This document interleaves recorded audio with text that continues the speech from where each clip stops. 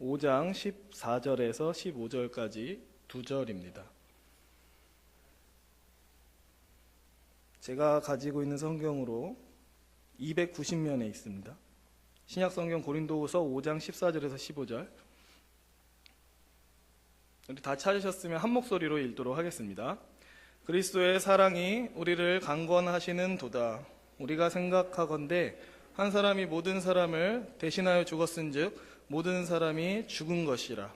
그가 모든 사람을 대신하여 죽으심은 살아있는 자들로 하여금 다시는 그들 자신을 위하여 살지 않고 오직 그들을 대신하여 죽었다가 다시 살아나신 이를 위하여 살게 하려 함이라.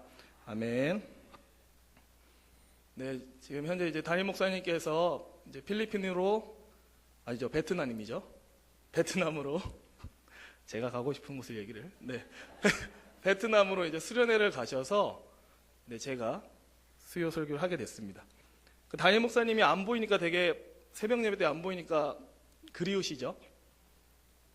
이거 크게 말 안 하시면 나중에 제가 그러니까 실제로 우리 신월 중북교회의 이제 교회 대표가 담임 목사님이잖아요. 네, 그래서 사실 저는 부교역자로서 담임 목사님이 안 계시니까 좀 불안합니다, 저는. 저만 그런가요? 네, 아무튼 그렇습니다. 이제 그래서 하여튼 담임 목사님 생각 나실 때마다 기도 많이 해주시고 그러시면 그게 아름다운 것 같습니다. 네. 네. 그 예수 그리스도를 만나기 전까지의 바울은 예수 믿는 무리들을 핍박하고 다니는 그 핍박자였습니다.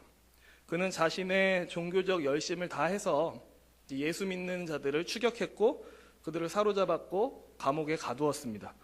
그의 삶은 교회를 핍박하는 삶이었으며 그에게 있어서 예수를 따르는 무리는 일종의 이단으로 여겨졌었습니다.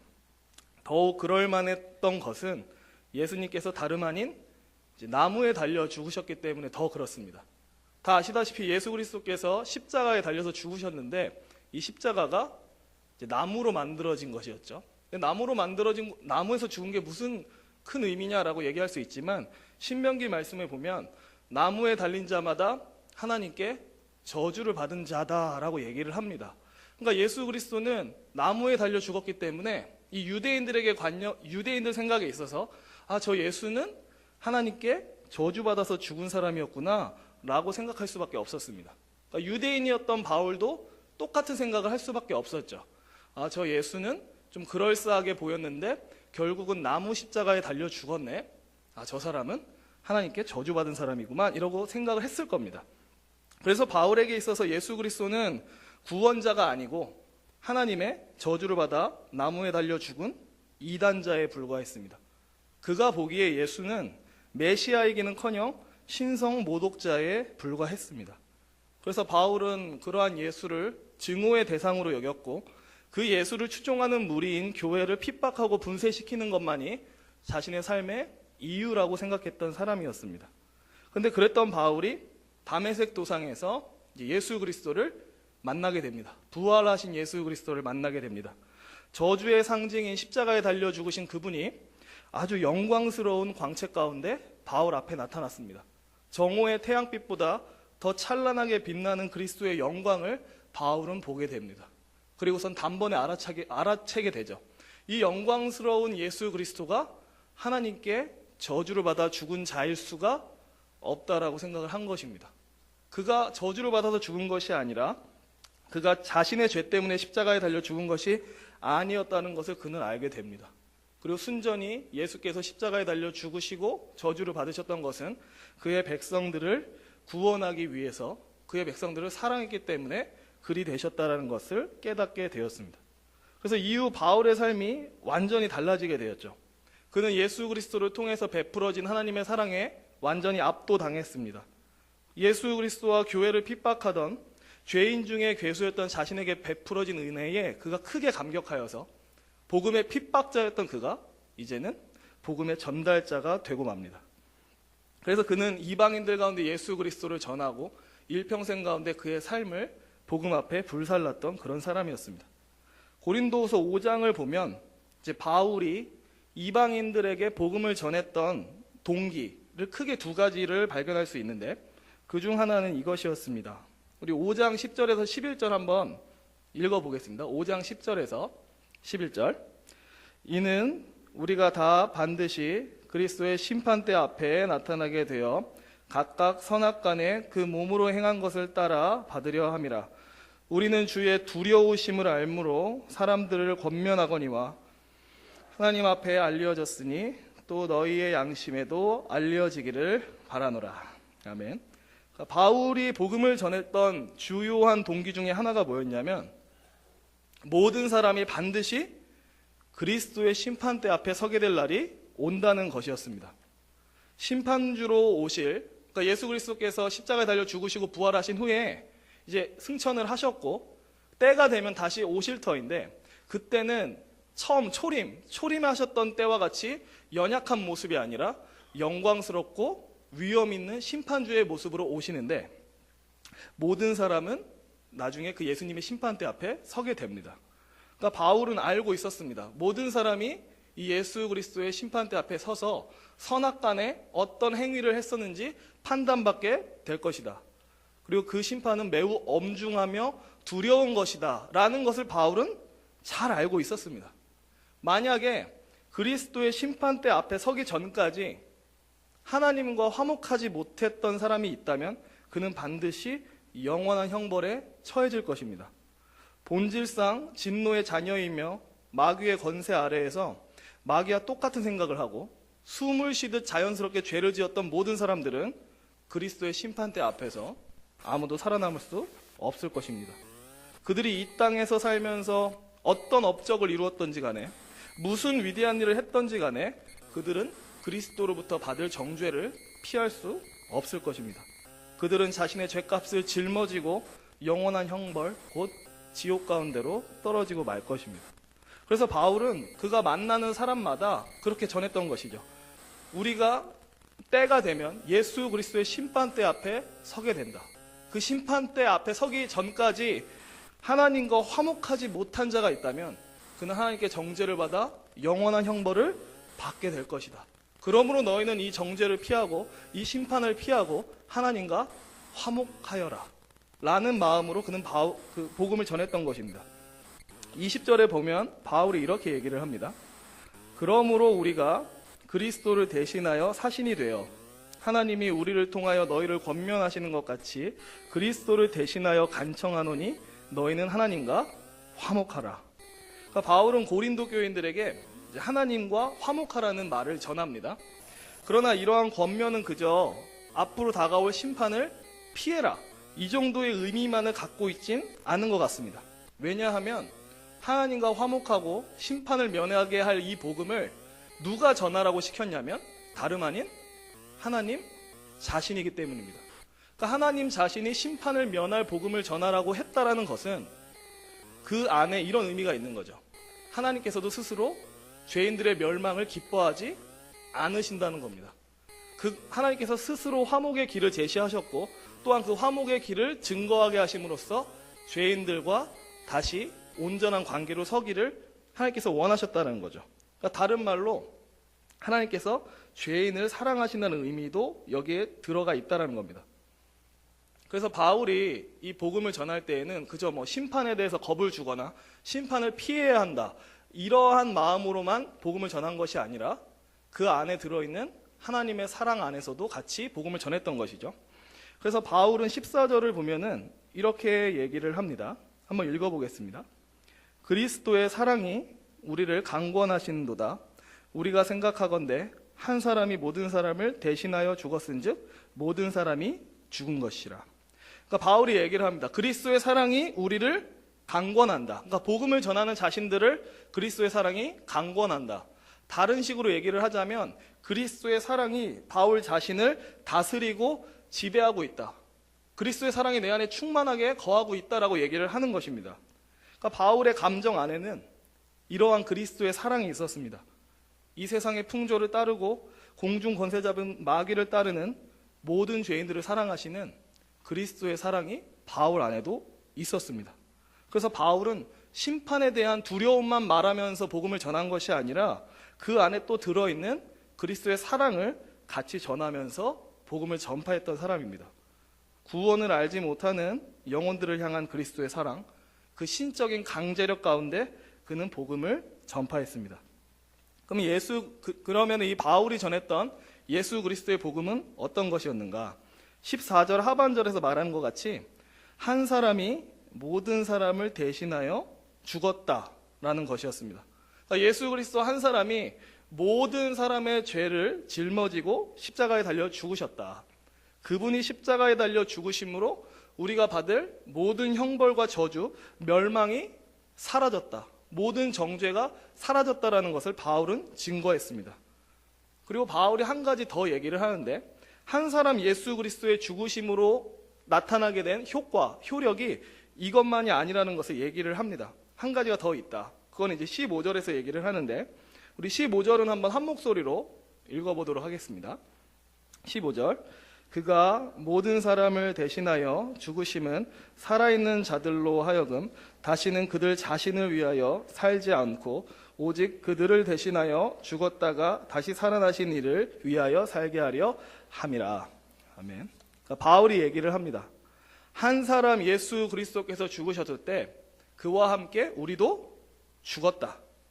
우리가 그리스도가 죽으셨을 때 우리도 함께 죽음으로써 우리 안에 중대한 변화가 일어나게 되었는데, 그 중대한 변화가 뭐냐면 우리의 삶의 목적이 변한다는 것이다. 그와 함께 죽은 자는 더 이상 스스로를 위해서가 아니라 오직 그리스도를 위해 살게 된다라고 15절에서 얘기를 합니다. 그러니까 중대한 변화가 일어나는 거죠. 예수 그리스도의 십자가, 그의 사랑, 그로 인해서 우리가 심판을 면하게 됐다. 여기서 끝나는 게 아니고 예수 그리스도와 함께 십자가에 달려 죽은 사람은 중대한 변화가 일어나는데 그의 삶의 목적이 바뀐다라는 겁니다. 예수 그리스도 십자가를 참되게 믿는 사람은 더 이상 자기 자신을 위해 사는 것이 아니라 오직 그리스도를 위해 사는 삶으로 변하게 된다. 십자가가 가지고 오는 효력이 이와 같다라고 얘기를 하나 더 합니다. 어떻게 이런 일이 일어날 수 있는가? 그것은 그리스도께서 죽으셨을 때 우리도 그와 함께 죽었고, 그리스도와 함께 죽었을 때 우리 안에 어떤 일이 일어나게 되었냐면, 사람이 가지고 있는, 우리 스스로가 가지고 있는 자기 중심성이 죽기 때문에 그렇습니다. 좀 더 풀어서 얘기를 하겠습니다. 사람은 누구나 자기 자신을 위해서 삽니다. 가르쳐주지 않아도, 배우지 않아도 자기 스스로에 대한 강한 애착을 갖고 살아갑니다. 자기 스스로 만든 삶의 목적을 따라서 살아가는 게 사람입니다. 이것만 있으면 즐겁겠지, 이것만 이루면 행복하겠지, 이것이라면 나를 만족시킬 수 있겠지라는 갖가지 목표를 만들어 놓고 자기가 만든 그 목표를 향해 달려가면서 살아가는 게 사람입니다. 그 목표에 따라 살아가면서 자기가 기대하고 바라던 행복을 맛보기를 소망하면서 살아가는 게 사람입니다. 그러니까 한마디로 처음부터 끝까지 하나님은 완전히 배제되어 있고, 나의 생각, 내가 규정한 복, 내가 규정한 행복을 따라서 살아가는 게 사람이라는 것입니다. 순전히 자기 중심적으로. 하지만 예수 그리스도께서 우리를 대신하여 십자가에 달려 죽으셨을 때 그 십자가의 효력이 너무나도 강력하여서 우리의 자기 중심성, 그냥 내 중심적으로 뭐든지 생각하고 계획하고 살아가는 모든 것이 죽었다라고 얘기를 하는 것입니다. 그래서 예수 그리스도와 함께 십자가에 달려 죽은 사람이 보여주는 모습이 있는데, 그것은 더 이상 자기 만족적인 삶만을 살지 않는다는 겁니다. 예수 믿기 전에는 그냥 자기가 세상의 중심이었고 모든 판단과 삶의 목표에 설정하는 데 있어서 자기가 다 중심이었고 주인이었지만, 예수 그리스도와 함께 자기 중심성이 죽은 사람은 더 이상 자기 자신만을 위해서 살지 않게 된다는 겁니다. 실제로 그런 것은 예수 그리스도의 십자가의 은혜는 싸구려가 아닙니다. 그저 적당히 우리의 감정을 자극하고 눈물만 흘리게 하는 그런 종류의 것이 아닙니다. 흔해 빠진 아무런 힘도 없는 그런 종류의 은혜도 아닙니다. 예수 그리스도의 십자가의 은혜는 강력하고 우리의 자아를 죽입니다. 맹목적으로 자기 자신만을 위해 살아가는 삶을 멈추게 만듭니다. 스스로 설정한 헛된 기쁨과 헛된 행복을 추구하는 삶을 멈추게 만듭니다. 그리고 진정한 삶의 의미를 발견하게 하는데, 그것은 바로 예수 그리스도를 위해 사는 것입니다. 나를 위해 죽었다가 다시 사신 예수 그리스도를 위해 살도록 만듭니다. 예수 그리스도의 십자가가 말이죠. 그러니까 사도 바울은 이러한 삶을 과거 갈라디아 성도들에게 증거한 적이 있었습니다. 그가 갈라디아서 2장 20절에서 이렇게 얘기를 하죠. 우리도 잘 아는 구절인데요. 내가 그리스도와 함께 십자가에 못 박혔나니 그런즉 이제는 내가 사는 것이 아니요 오직 내 안에 그리스도께서 사시는 것이라. 이제 내가 육체 가운데 사는 것은 나를 사랑하사 나를 위하여 자기 자신을 버리신 하나님의 아들을 믿는 믿음 안에서 사는 것이라. 아멘. 바울이 얘기를 합니다. 더 이상 나는 나를 위해 살지 않는다. 더 이상 나는 자기 자신을 위해 살아가지 않는다. 오직 나를 사랑하사 나를 위해 자기 몸을 버리신 예수 그리스도를 믿는 믿음 안에서 산다. 좀 더 바꿔서 얘기하자면 나는 나 자신을 온전히 그리스도께 내어드렸고 이제 나는 오직 그리스도를 위해 그리스도 때문에 나의 남은 여생을 살 것이다 라고 선언을 하는 것이죠. 그러니까 바울은 예수 그리스도를 만남으로써 여러 가지를 알게 됐습니다.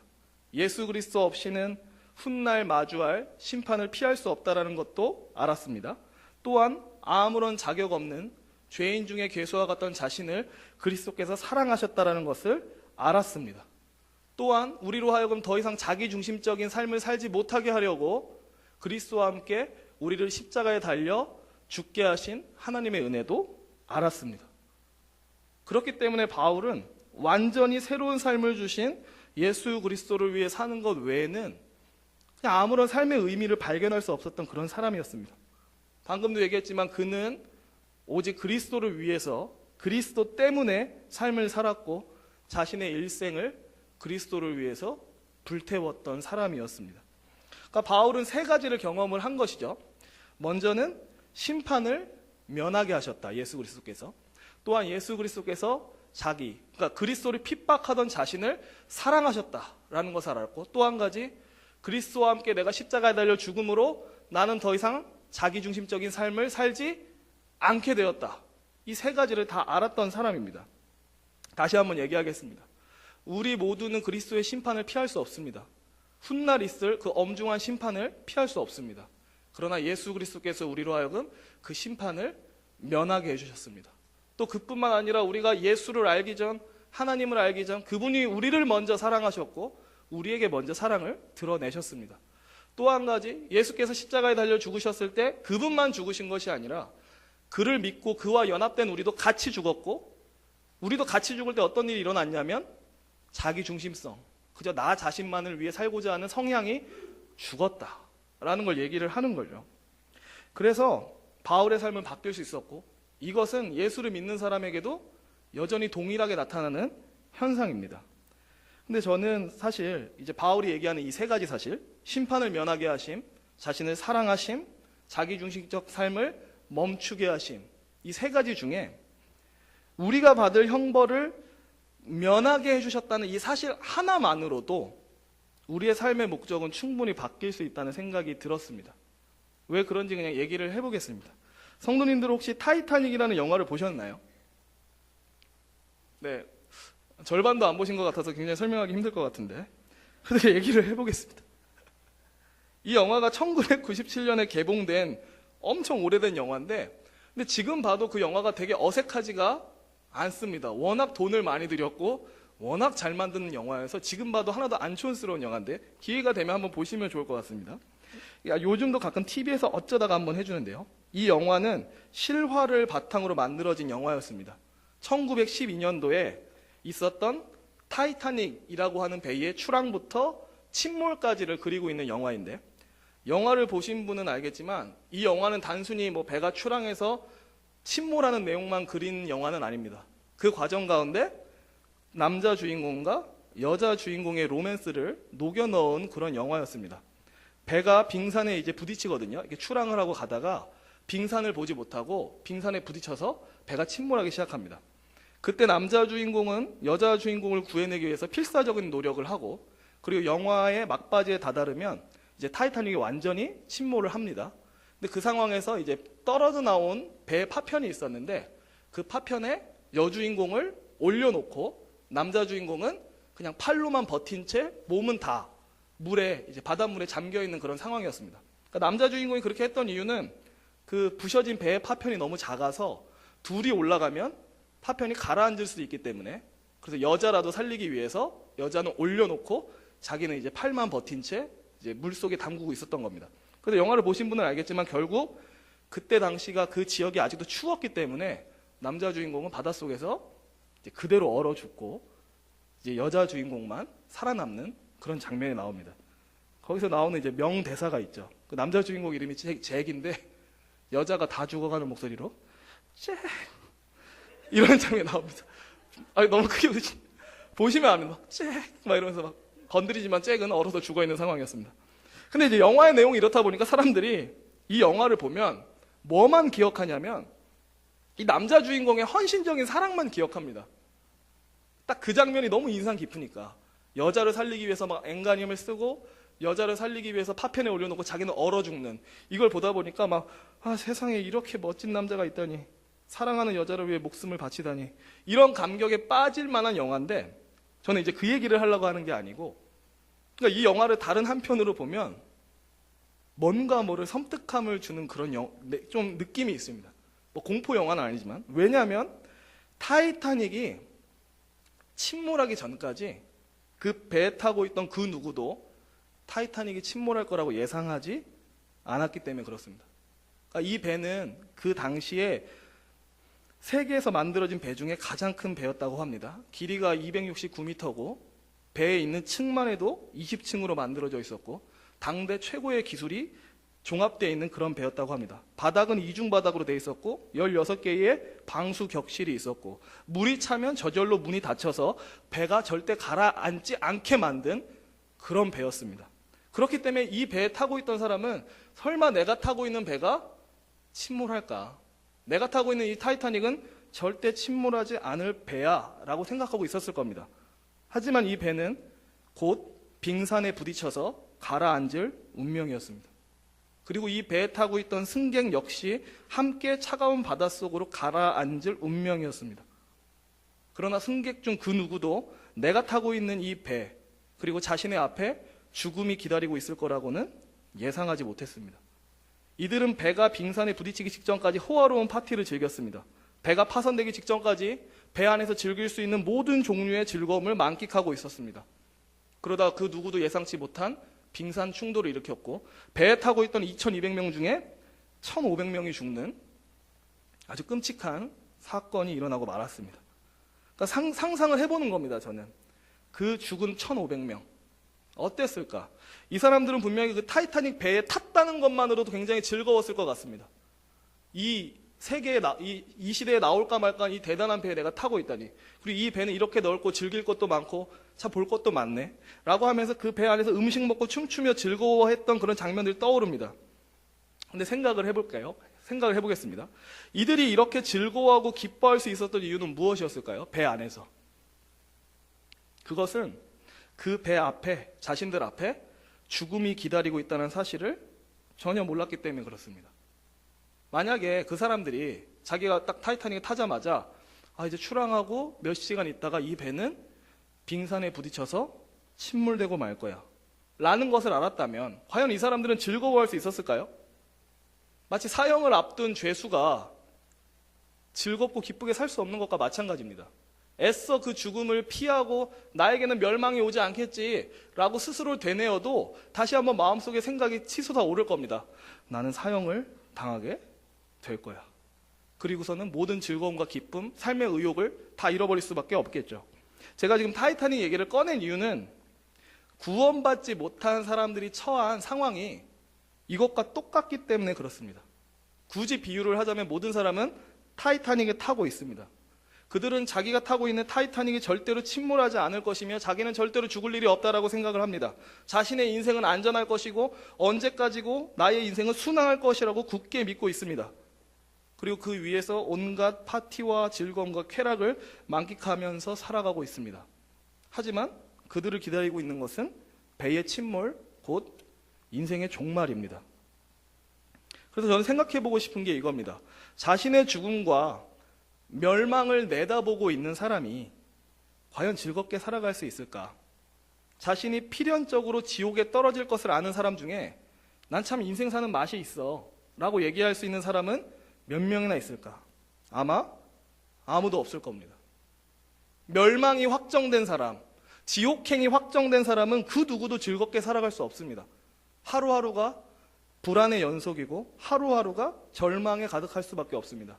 분명 자기는 살아있다라고 말을 하지만 사실 살아있어도 살아있지 않은 그런 삶이나 마찬가지입니다.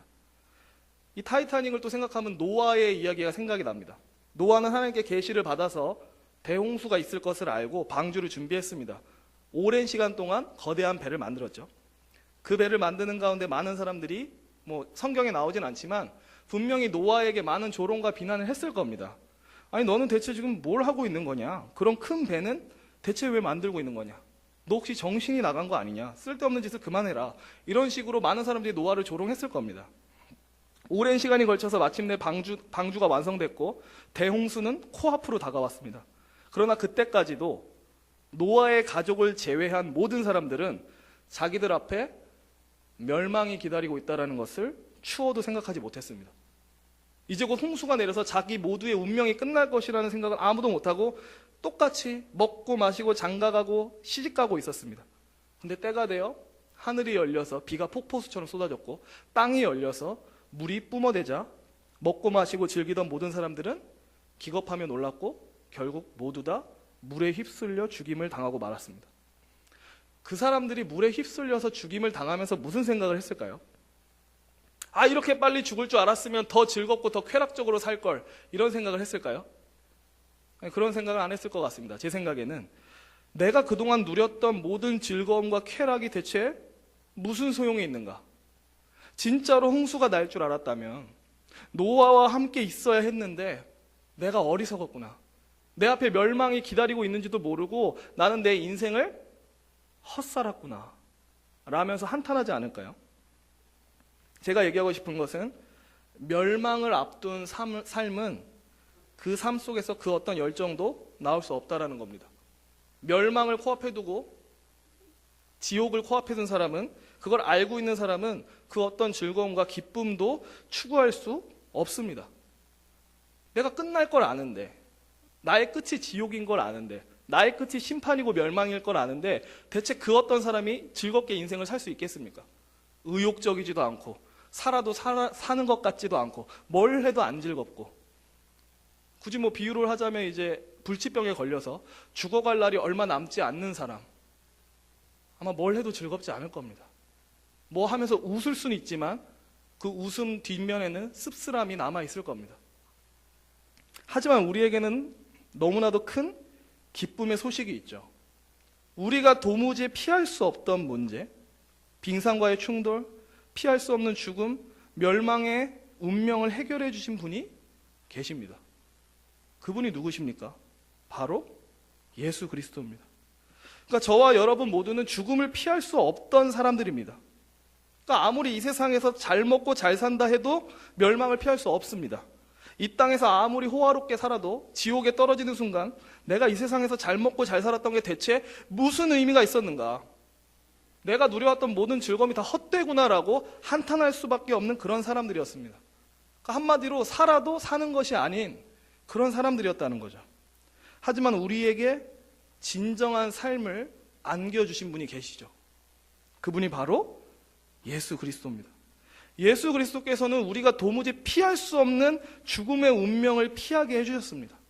그 누구도 피할 수 없던 지옥의 형벌로부터 우리를 풀어주셨고 더 이상 우리의 인생 끝에는 지옥이 이제 없습니다. 멸망이 없습니다. 그럼 뭐가 되냐? 이제 우리가 인생을 살아갈 맛이 난다는 거죠. 멸망을 앞둔 사람이 무슨 즐거움이 있겠습니까? 내 인생이 어차피 끝날 걸 아는 사람이 뭐가 즐겁겠습니까? 그 지옥, 그 죽음, 그 형벌이 제거되지 않는 이상 그 누구도 즐거워할 수 없습니다. 근데 예수께서 무엇을 해주셨냐면 우리를 절망스럽게 만들던 그 형벌과 지옥을 없애주셨다는 겁니다. 이제 내가 타고 있는 배 앞에 아무 장애물도 없습니다. 내가 타고 있는 배는 침몰하지 않을 것입니다. 비로소 우리는 참된 기쁨을 추구할 수 있게 되었습니다. 나의 배 앞에는 더 이상 멸망이 존재하지 않고 나의 배는 지옥이 아닌 천국으로 향해 가고 있습니다. 그래서 저는 얘기를 하고 싶어요. 드디어 우리는 사실 예수 믿기 전까지는 살아도 사는 삶이 아니었던 거죠. 지옥이 앞에 있었으니까, 멸망이 앞에 있었으니까. 그러나 이제는 다릅니다. 예수 그리스도를 믿는 자에게는 이제 새로운 삶이 시작되었습니다. 더 이상 멸망과 지옥 때문에 가슴 졸일 필요가 없어요. 뭘 해도 즐겁지 않고 뭘 해도 기쁘지 않던 삶에 진짜 즐거움과 기쁨이 생길 수 있게 됐습니다. 제2의 인생이 시작된 거죠. 진정한 삶이. 그러므로 성도님들 기뻐하십시오. 이건 충분히 기뻐하고도 넘치고 넘칠 일입니다. 내 앞에 죽음이 있다면, 멸망이 있다면 살아도 사는 것이 아닙니다. 그러나 예수 그리스도께서 우리를 대신하여 십자가에 달려 죽으심으로 우리 앞에 있던 멸망을 제거하셨습니다. 우리 앞에 있던 형벌을 제거하셨습니다. 이제 우리는 살아도 사는 것 같지 않은 게 아니고 이제야말로 진정한 삶, 진짜 기쁘고 복된 삶, 진짜 인생을 추구할 수 있게 되었습니다. 그래서 우리 모두는 마땅히 예수 그리스도께 감사해야 합니다. 예수 그리스도께서 우리에게 제2의 삶, 진정한 삶을 안겨주셨기 때문에 그렇습니다. 이 예수 그리스도를 믿고 구원을 약속받은 우리는 그렇기 때문에 이전과 같은 삶을 살 수가 없습니다. 자기 중심적인 삶을 충실하게 살 수 없습니다. 내 앞에 있던 이 피할 수 없던 죽음의 장애물, 이 빙산을 없애주신 분에게 내가 어떻게 내 멋대로 살며 그분의 마음을 힘들게 할 수 있겠는가? 어떻게 내가 그 앞에서 반역적인 삶을 살 수 있겠는가? 그건 불가능한 거죠. 예의가 아닌 거죠. 사람으로 따져도. 우리가 받은 이 진정한 삶, 제2의 삶은 우리의 정욕을 마음껏 펼치라고 주어진 삶이 아닙니다. 사실 우리의 삶은 살아도 사는 것이 아니었는데 그런 우리에게 값없이 진정한 삶이 주어졌다면 그 진정한 삶을 주어주신 분을 위해 살아가는 것은 너무나도 당연합니다. 그렇기 때문에 우리의 삶은 우리를 대신해 십자가에 달리사 우리가 당해야 할 모든 형벌과 저주를 없애신 그리스도를 위한 삶이 되어야 마땅합니다. 그분이 없었다면 우리의 삶은 시작도 할 수 없습니다. 그분이 없다면 우리의 운명은 침몰할 타이타닉과 다를 바 없기 때문에 아무 즐거움도 없습니다. 그렇기 때문에 우리는 마땅히 그리스도를 위해 사는 것이 당연합니다. 그뿐만 아니라 아까도 얘기했지만 예수께서 십자가에 달려 죽으셨을 때 예수님만 죽으신 게 아니라 그와 연합된 우리도 같이 죽었다. 이때 무슨 일이 일어났느냐? 우리가 갖고 있던 자기 중심성이 같이 죽었다라고 얘기했습니다. 더 이상 나 자신을 위해 살지 않게 됐다는 거죠. 예수를 믿는 사람은. 그렇기 때문에 더더욱 그리스도를 믿는 사람은 그리스도를 위해 살 수밖에 없습니다. 말씀을 마치겠습니다. 이 저녁에 그리스도께서 나를 대신해 죽으신 이유를 기억하셨으면 좋겠습니다. 그분은 본질상 진노의 자녀였던 우리를 먼저 사랑하셨습니다. 그리고는 우리 앞에 놓여진 엄중한 심판을 면하게 하셨습니다. 곧 침몰할 타이타닉과 같던 우리의 운명을 바꾸어 버리셨습니다. 또한 그리스도는 십자가를 통해 자기만을 위해 살던 우리의 옛 삶을 끝내셨습니다. 이제 우리에겐 진정한 삶이 시작됐고 두 번째 인생이 시작되었습니다. 한번 우리의 삶의 이유를 다시 한번 생각해 봤으면 좋겠습니다. 물론 이 자리까지 와 계신 분들은 분명히 예수 그리스도를 위해 사는 분들이라고 믿습니다. 하지만 저도 그렇지만 말로는 쉽게 하지만 때로는 정말 내 삶을 엄밀하게 돌아봤을 때 내가 예수를 위해 살고 있는가에 대해서는 가끔 물음표가 찍힐 때가 많습니다. 다시 한번 우리가 오늘 이 저녁에 스스로를 돌아봤으면 좋겠습니다. 나는 무엇을 위해 살고 있었는가? 나는 과연 그리스도를 위해 그리스도 때문에 살고 있던 삶이 맞는가? 아니면 혹시나 자기 중심적인 자아 만족적인 삶만 살아가고 있던 사람은 아닌가를 돌아봤으면 좋겠습니다. 그래서 우리 모두 즐거이 그리스도를 따르고 그를 위해 살아가는 복된 인생이 되기를 주님의 이름으로 기원합니다. 아멘. 기도하겠습니다. 그렇습니다. 주님, 우리는 그 죽음의 운명을 피할 수 없던 자들입니다. 영원한 형벌을 피할 수 없던 자들입니다. 그러나 그리스도께서 우리를 사랑하사 우리의 모든 죄와 허물을 짊어지시고 대신 저주와 형벌을 당하셨습니다. 더 이상 우리 앞에 죽음이, 더 이상 우리 앞에 형벌이, 더 이상 우리 앞에 공포는 없습니다. 이제야 비로소 우리가 살아갈 맛이 생긴 것입니다, 주님. 진짜로 즐겁게, 진짜로 기쁘게, 진짜로 복되게 살 이유가 생긴 것입니다. 우리 모두 이 삶을 허락하신 예수 그리스도를 위해 즐거이 헌신하며 살아가는 복된 삶이 되게 하여 주시옵소서. 감사드리며 주 예수 그리스도의 이름으로 기도합니다. 아멘.